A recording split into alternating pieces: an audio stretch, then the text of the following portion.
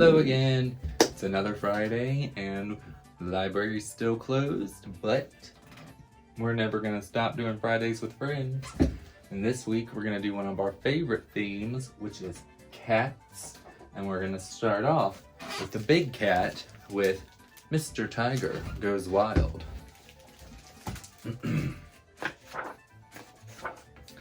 Everyone was perfectly fine with the way things were. Everyone but Mr. Tiger. Mr. Tiger was bored with always being so proper. Good day, Mr. Tiger. Good day, Mr. Deer. Lovely weather we are having, I suppose. Indeed. Now, children, please do not act like wild animals. He wanted to loosen up. He wanted to have fun. He wanted to be wild. And then, one day, Mr. Tiger had a very wild idea. He felt better already. Mr. Tiger became wilder and wilder each day. And his friends did not know what to think. Peculiar. Wow! Unacceptable. And then Mr. Tiger went a little too far. His friends had lost their patience. Mr. Tiger, if you must act wild, kindly do so in the wilderness. What a magnificent idea!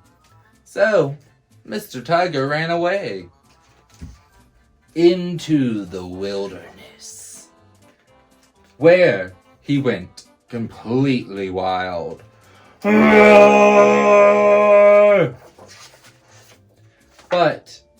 Mr. Tiger was lonely. He missed his friends. He missed the city. He missed his home. So Mr. Tiger decided to return. And he found that things were beginning to change. Now, Mr. Tiger felt free to be himself. And so did everyone else. The end. And that was Mr. Tiger Goes Wild. Our next cat story is about a cat in the library. This is Clarence the Copycat. Clarence's mother and father were the best mousers Sam's sandwich shop had ever had. They spent all their time catching mice. Clarence did not. He was a peaceful cat. He couldn't bear to harm another living creature, even one that ate the deli meats and scared the customers. His family tried to change him, but they couldn't. So Sam sent him away. Alone in the world, Clarence stuck to his principles. He would not hurt mice. But everywhere he went, people wanted him to do just that. Scram, you no mouser, yelled Gladys of Forever Flowers. Scat cat, shouted Annie of the Quality Diner. Out, you lazy old bum, bellowed Tom of the old general store. Will I ever find a real home? Clarence wondered sadly. He searched up one street and down another. He sniffed around parking lots and padded along pathways, but he had no luck. Exhausted, he collapsed in a small spot of shade. A man stood in a doorway. "And whose cat are you?" he asked. "My own," Clarence meowed softly. "A stray by the looks of you," the man said. He brushed cracker crumbs from his bushy mustache. Do I need a cat? He wondered. Clarence followed the man into the strange place. Hundreds of books lined the walls in a big room. There were tables and chairs in the middle of the floor, and fluffy cushions lay in a sun-filled window seat. A big machine whirred, lit up, and spat out paper. "Welcome to the Barnstable Library," said the man. "I'm Mr. Spanner." He unwrapped a wedge of cheese and gave it to Clarence. Clarence purred a deep, satisfied purr. This place had warm spots for snoozing and many mountains to climb, but best of all, there were no signs of mice. There were just friendly people who sat and read books, or carried them in and out of the library. Clarence watched them come and go each day as he sat near the door on top of the copy machine.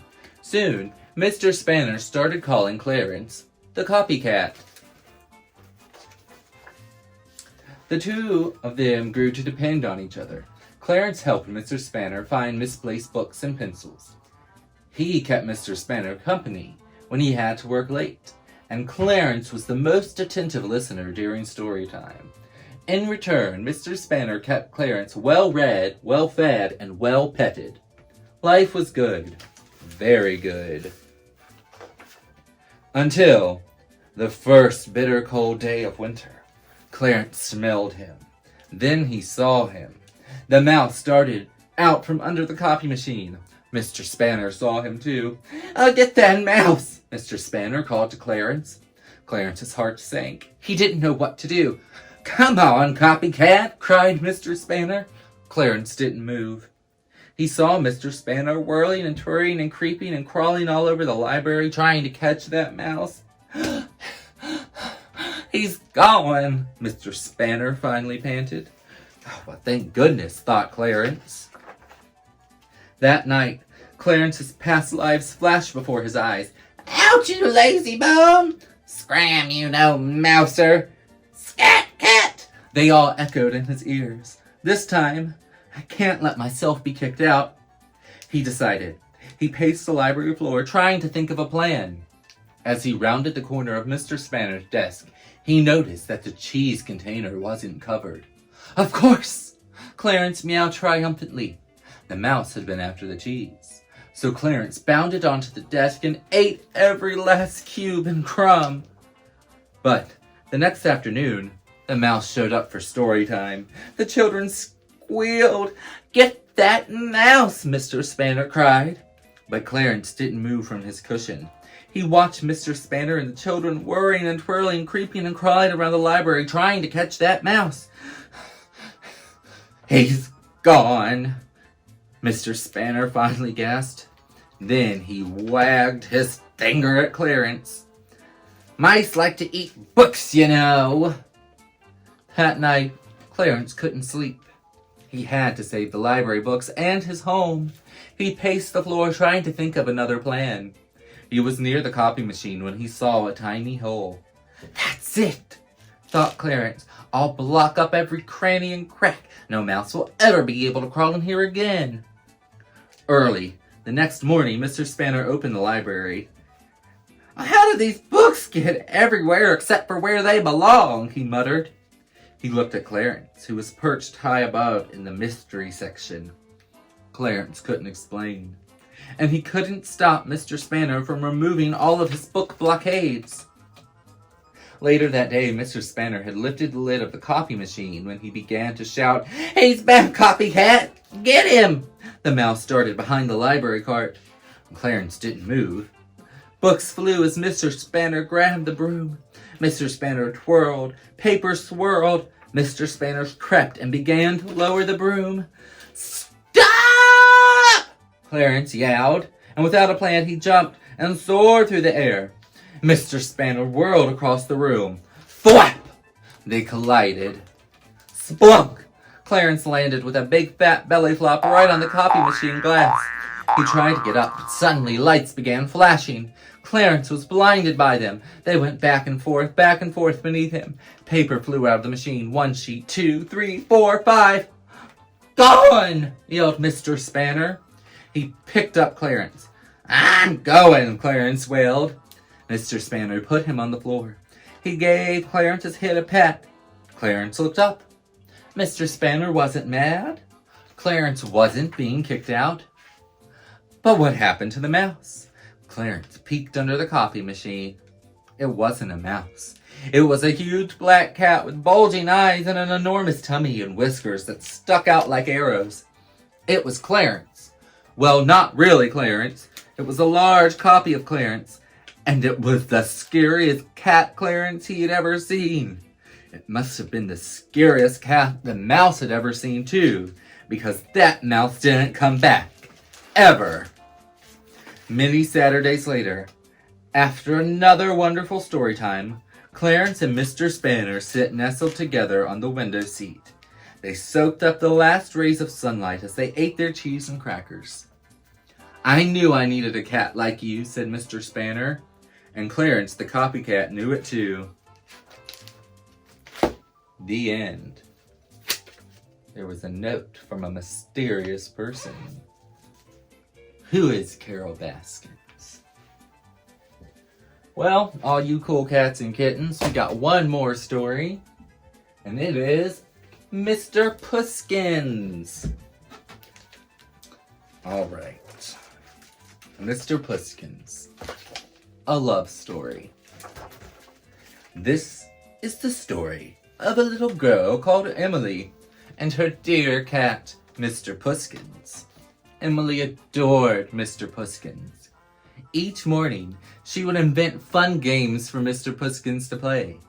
In the afternoon, she'd brush his long fur coat and tell him, "Oh, Mr. Pushkins, what a handsome boy you are! I do love you ever so much!"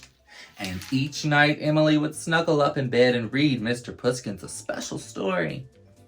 But Mr. Pushkins never listened. The girl's constant blabbing, blah-de-blah-de-blah-de-blah, bored his whiskers off, and he wanted more than this dull life. So, one night, he left. He went places he wasn't meant to go, and he did things he wasn't meant to do, and he made friends with the pesky cat gang.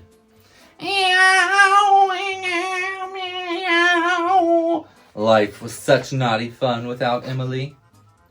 But time passed and things changed.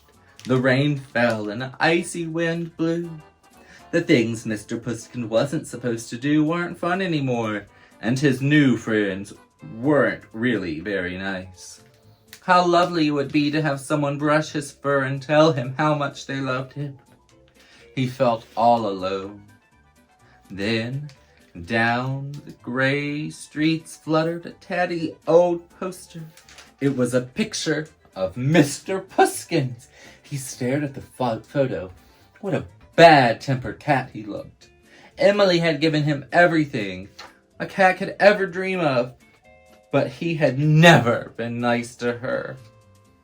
How sorry he felt. Mr. Pushkins found a phone. He dialed the number from the poster and waited anxiously. Someone answered. "Meow," whispered Mr. Pushkins in a very sad little voice. "Oh, Mr. Pushkins, is that you? Oh, thank goodness," said Emily. "Wait there, I'll come and get you." Mr. Pushkins sat patiently. Would Emily find him? Did she still love him? He waited and waited, but Emily didn't come. Then, from over the mountains, he heard a car. Mr. Pushkin's heart leapt. It was Emily. His dear Emily was coming for him. The car got nearer and nearer, and then sped straight past. "Meow," wailed Mr. Pushkin. "Emily doesn't love me anymore." But then, "Brum!" Oh! The car screeched to a halt, and Emily jumped out. "Mr. Pushkins, my beautiful Mr. Pushkins, I didn't recognize you." Emily scooped up her dear cat. At last they were together again. This is the end of the story of a little girl called Emily and her dear cat, Mr. Pushkins. Mr. Pushkins adores Emily. Every evening, he cuddles her and purrs gently while she reads to him. Now, both Emily and Mr. Pushkins realize how lucky they are to have each other. The end. She struck again. Being punked by a coworker. That's what happens when you're locked up in a library with no patrons.